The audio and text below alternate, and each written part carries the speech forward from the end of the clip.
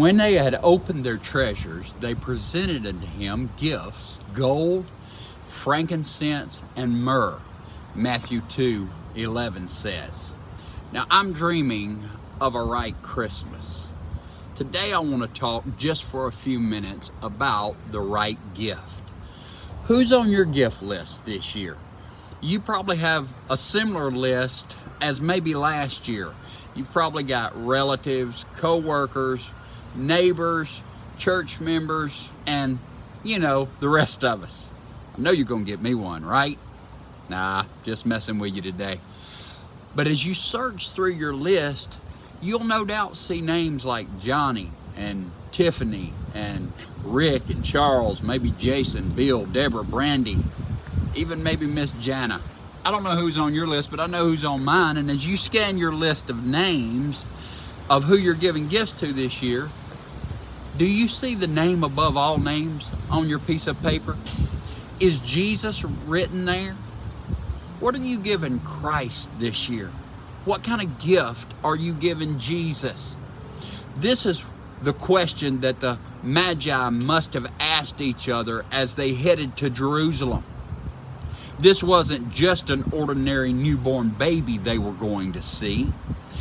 This was the king. This wasn't just an ordinary king either.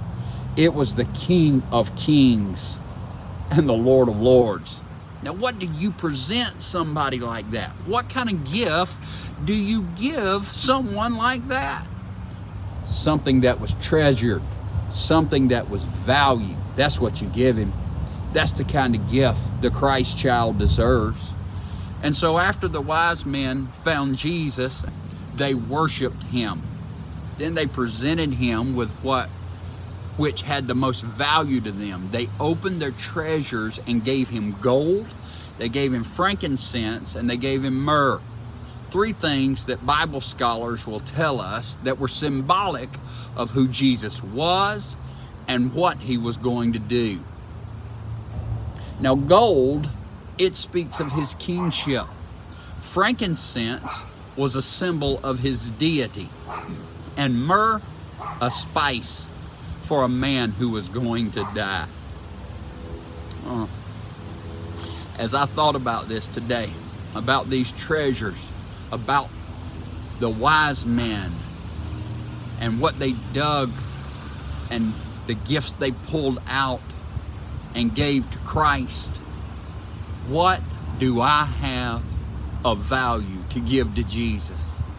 Surprisingly, I found a nice list of things that I can offer the Lord today on his birthday during this Christmas season. One, my testimony. Now here's a little item that has many marvelous and useful features to it.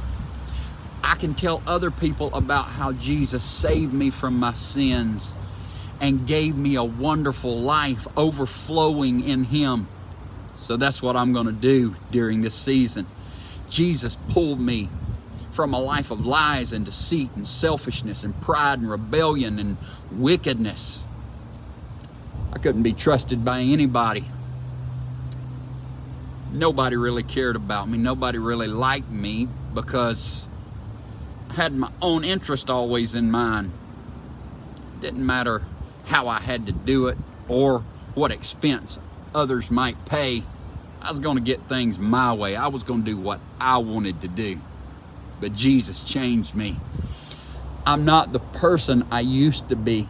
The Bible calls me a new creation. In 2 Corinthians 5:17, I like that verse. It says, old things are passed away, and behold, all things have become new. My.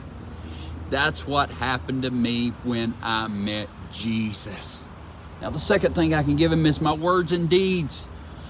A great gift idea for this year. My words and deeds are things that are valuable to the King of Kings.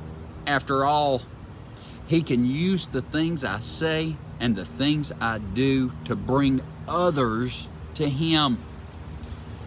Now, if I really give them to Jesus, then he has a way of working through them to bring the lost to salvation.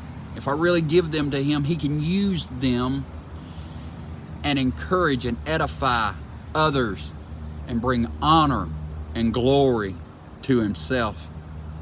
Yeah, most definitely that's something that I want Him to have this year. I want Him to have everything I say and everything I do. Number 3, I can give Him my devotion. Now this costs a little more, but it sure is something special. Seems like in years past I've given this one to other things. I've given it to other important things I thought that were in my life. One year I gave it to my music. I'm still doing that, but not completely. Another, I gave my devotion to other interests like fishing and hunting. Doing that, but not completely. It's hard just to give my devotion to one thing. I mean, some weeks I'd like to be devoted to making money. Everybody needs that. Other weeks, recreation, and still other weeks, my family and friends need my devotion. But like I said, my devotion is something special. I think I'm going to give it to Jesus more and more and more this year. I'm not going to ask for it back either. And then the last thing that I can give Him this year, and this is the most important thing, my life. The deluxe model, the extended package, the most valuable thing that I can possibly give to the Lord this year is my life. And it's not available anywhere else.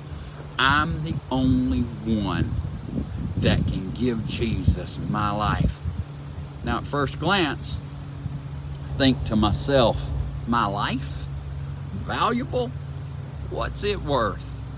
I'm thinking, I'm not that important in the grand scheme of things. I'm not that big of a deal. I'm no Billy Graham. I'm not the Apostle Paul. I'm not Charles Stanley. I'm not Smith Wigglesworth. I'm not anything great. Why would the Lord want to use me as a gift this year? Well, then it hit me. Then it hit me like a ton of bricks. If Jesus thought I was valuable enough to leave heaven and die a cruel and horrible death on the cross of Calvary at the hands of His enemy because He loved me, then I must be valuable in His eyes. And you're valuable in His eyes. So I'm giving Him myself brand new to the one who gave Himself to me. Jesus isn't interested in all the blinking lights and tinsel and the sounds of ho ho ho, but He's interested in you. He doesn't care about the trees and the decorations and the ringing of bells, but He does care about you.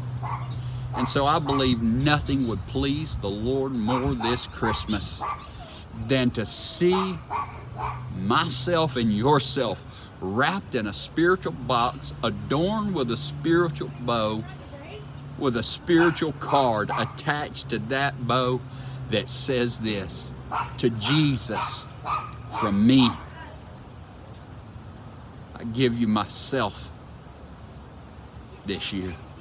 I give you myself, my whole life, everything I have and all that I am. It belongs to you. Why? Because you gave yourself to me.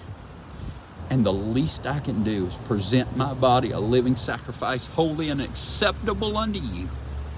So this year, the last gift I'm going to give you, Lord, is my life. I hope you say that today. I hope you give Him all that you are and everything that He's going to make you. I'm dreaming of a right Christmas, a right life this year. Let's get our priorities straight. Our world needs it. Our world needs me. Our world needs you to shine the light of Jesus in the darkness of a hurting world.